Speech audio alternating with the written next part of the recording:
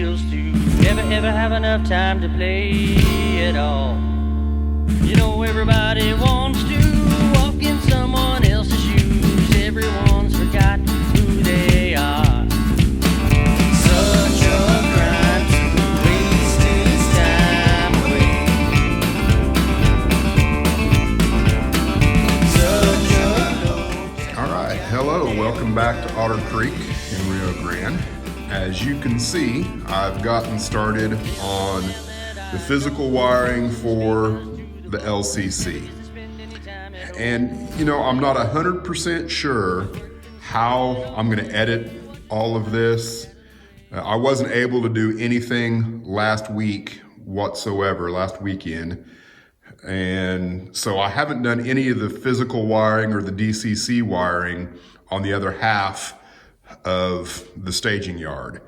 And so I'm working on this stuff, the LCC stuff, kind of an evening, just a little bit at a time, trying to get it all figured out. So I'm not entirely sure how the video is going to be edited. It's highly likely that I might jump back and forth and do some things that might not feel continuous. So I'm at the first spot here where I'm going to have to stop, think, scratch my head, and kind of figure things out. And so I'm going to just kind of try and walk you through what I'm talking about there. I've got multiple different things that need to be numbered, named, and associated with each other. I've got staging yard tracks, I've got tortoises, and I've got turnouts, and then I've also got the actual CDI lines in the configuration node that will need to be named. And some of those things need to share names with each other. And, you know, for someone who's CDO, compulsive disorder obsessive, because it should be alphabetized, I'm struggling with exactly how I want things to be. Because I would like as many of the turnouts to share the same name as the actual yard track, but to a certain degree that's gonna be impossible. And you know, and another thing, which maybe I discussed earlier, but how the wiring works coming from the stall motor drivers to go out, you know, each one of these plugs controls 4 of the tortoises. So my wiring has to go to 4 tortoises, and then in this case I've got 3 because my 8th tortoise on this end of the layout is going to be handled by the auto reverser. So I think I've already kind of going to have to rethink how I'm wiring things and how I'm thinking about things. So I think this turnout down here, along with this one, and that one, all need to come from the same plug because it makes sense wiring-wise, physical wiring-wise. However, it doesn't make sense to me in the CID because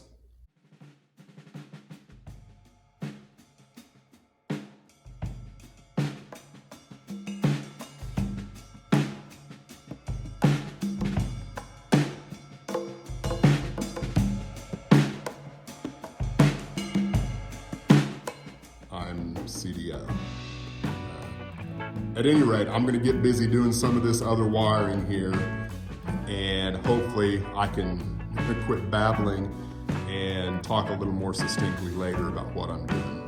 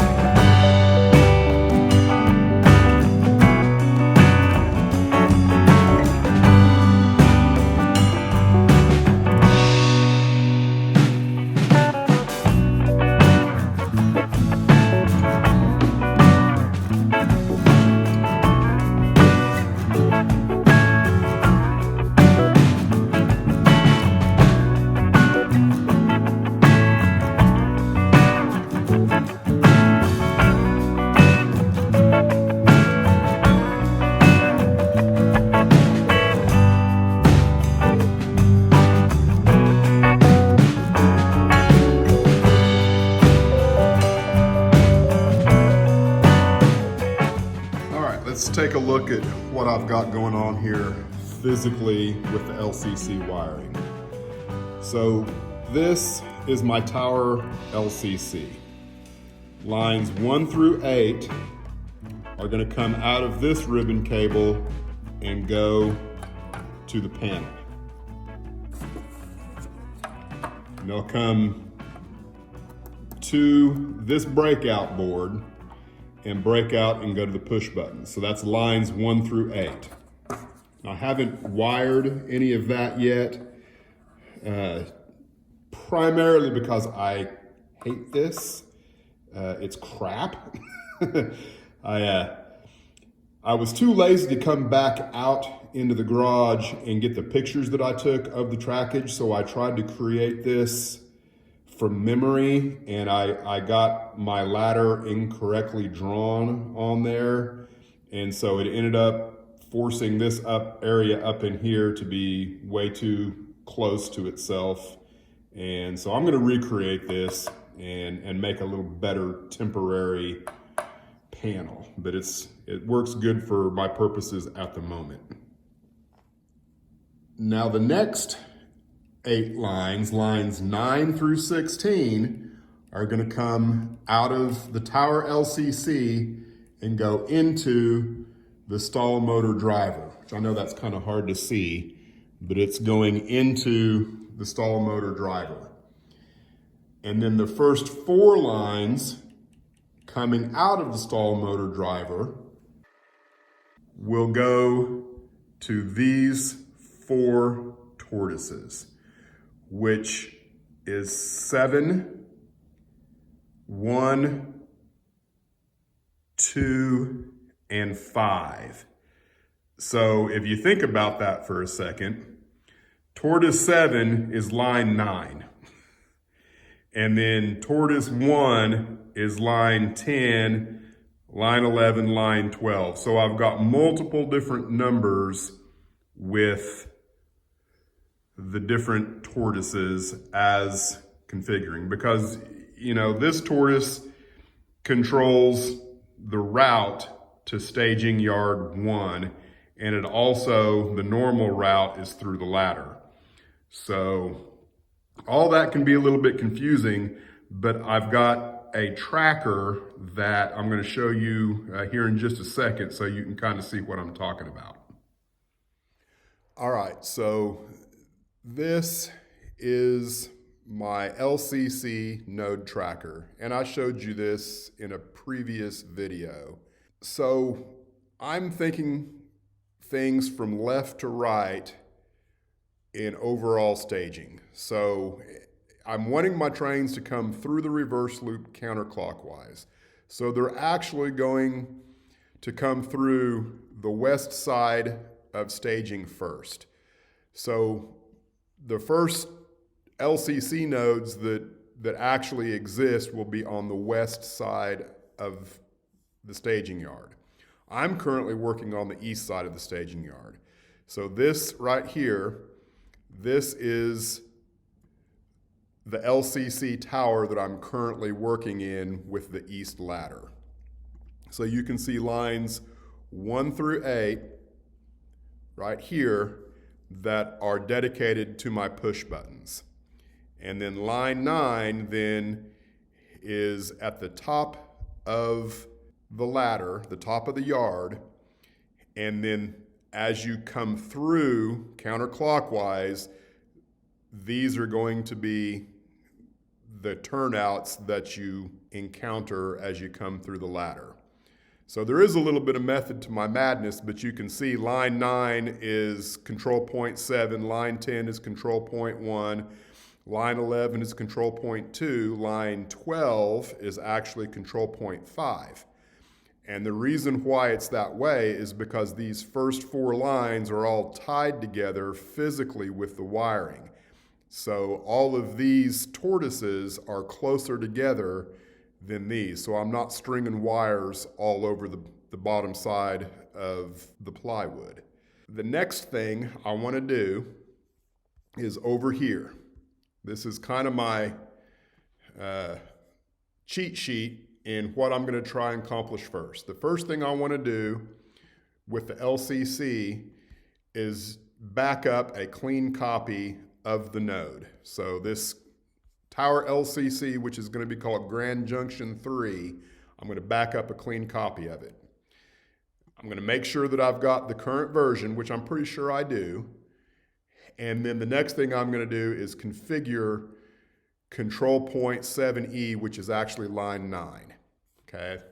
After I get that configured, where I've confirmed that line 9 is working the tortoise physically that I think it is, then I'm going to work out where I've got the push button, because I'm going to need 2 push buttons for that tortoise. I'm not going to get deep into how and why at this moment, but I got to figure out a way to make 2 push buttons for one tortoise so that one push button will be dedicated to the diverging route, and then the other push button will be dedicated to the normal route. And that might seem counterintuitive, but eventually you'll understand. All right, so it's been about 10 days since the previous segment. Things kind of grinded to a halt here at Otter Creek in Rio Grande for a couple different reasons. I got sick and I had military, and so I just wasn't able to do much. But I did come in here yesterday and start doing some things. And I'll tell you, I basically lost complete sight of what I was trying to do. I decided that I needed to put in this T-track here so that the nodes would quit sliding around on me when I was doing things. And then when I did that, I guess for some reason I thought, hey, you know, the good idea fairy hit and said, why don't you go ahead and run all of the wiring for your block detection as well. So, you know, the good idea fairy had me doing things out of sequence from what I should have been doing, and I ended up with a pretty big blunder. And so down on this end, I went ahead and put in all of the CT coils associated for my staging tracks, which wouldn't have been any big deal at all. And I even, you know, got them all wired in here nice and neat, got them soldered. And then I remembered that I was going to create on-off switches for each of the tracks, which is now going to be a little hard to do considering I've already got them directly wired to the bus. And another thing you'll also note, and you've probably seen this, you know, everywhere else on the plywood, this is where my joists are. And you can see I didn't pay attention to where the joist was going to be for the feeder drops on here. In the grand scheme of things, that's going to be pretty easy to take care of. All I'm going to have to do is where this joist exists over on the bench work, which actually is that joist right there. I can move it over 3/4 of an inch and it's not going to cause me any problems.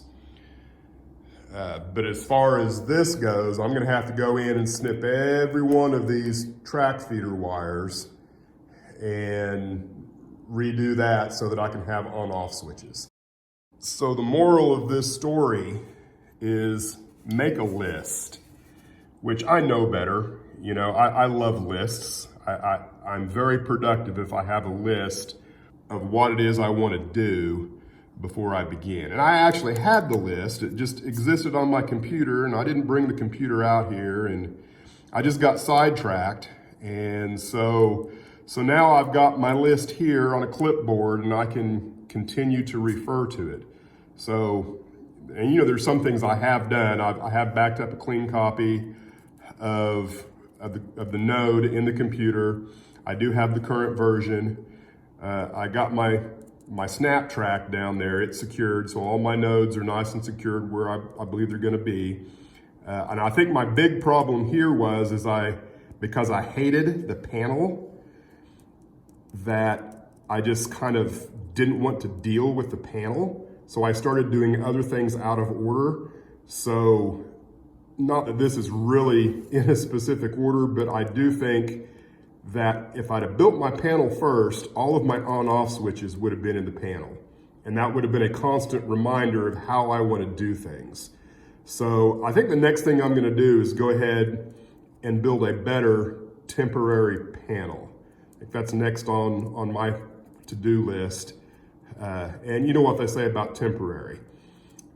This temporary panel is guaranteed to be on the layout for at least a year, maybe as much as 3 years. And I'm not going to say ever, but never. I hate temporary things. So I'm going to get started on my temporary panel. Here it is. Still not, anything to brag about here.